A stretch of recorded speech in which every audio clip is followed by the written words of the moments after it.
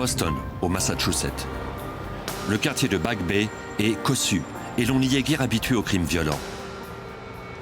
À minuit 30, le 2 octobre 1987, dans un immeuble du quartier, Meredith Falcone et son cousin se disputaient âprement.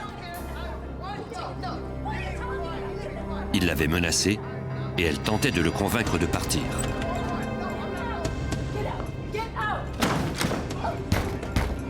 Meredith craignait que son cousin ne devienne de plus en plus enragé. Elle contacta le service d'urgence.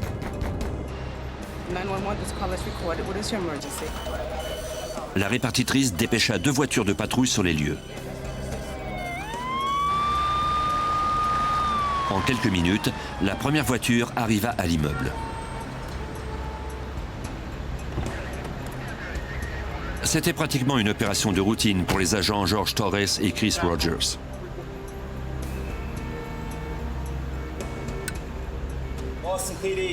Ils appelèrent par l'interphone à l'appartement de Meredith Falcone. Selon l'agent Torres, le dispositif de déverrouillage de la porte était défectueux. Elle nous a dit que le dispositif d'ouverture de la porte ne fonctionnait pas et nous a suggéré de sonner chez quelqu'un d'autre pour qu'on nous ouvre. Pendant qu'elle nous parlait, on pouvait entendre des éclats de voix. On savait donc que la situation était anormale chez elle.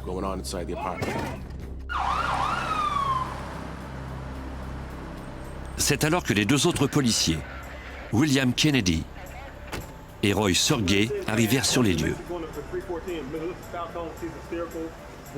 Jusque-là, aucun des locataires n'avait répondu à leur appel.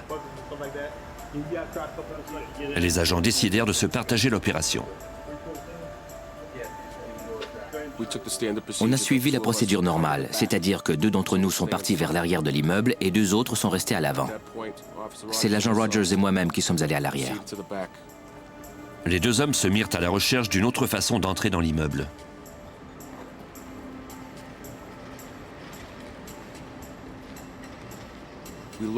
À l'arrière, il y avait un petit réduit et l'on a aperçu un homme contre le mur qui semblait vouloir se cacher.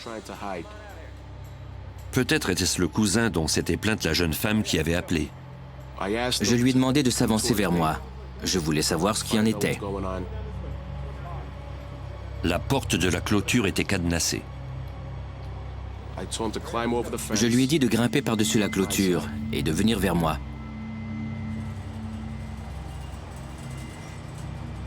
Mais en mettant le pied par terre, il a voulu prendre la fuite. Je l'ai alors saisi, je lui ai ordonné de ne pas bouger et j'ai commencé à vérifier s'il était armé. Dès que j'ai mis les mains sur ses épaules, il m'a poussé. Mon instinct me disait qu'il avait un pistolet. Torres fut atteint. L'homme continua de tirer sur l'agent Rogers. Ensuite, il prit Torres en chasse. Rogers ne parvenait pas à bien viser le suspect. C'est alors que Kennedy et Sorgay rejoignirent leurs collègues.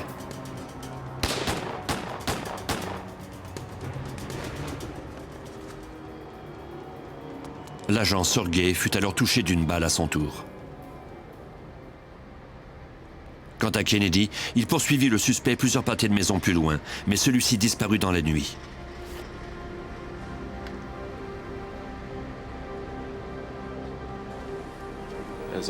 En me penchant au-dessus de mon collègue, j'ai remarqué que je saignais du bras gauche et du côté gauche de la poitrine.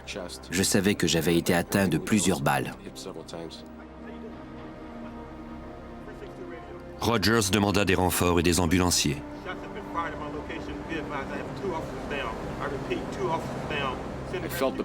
Je ressentais comme une brûlure.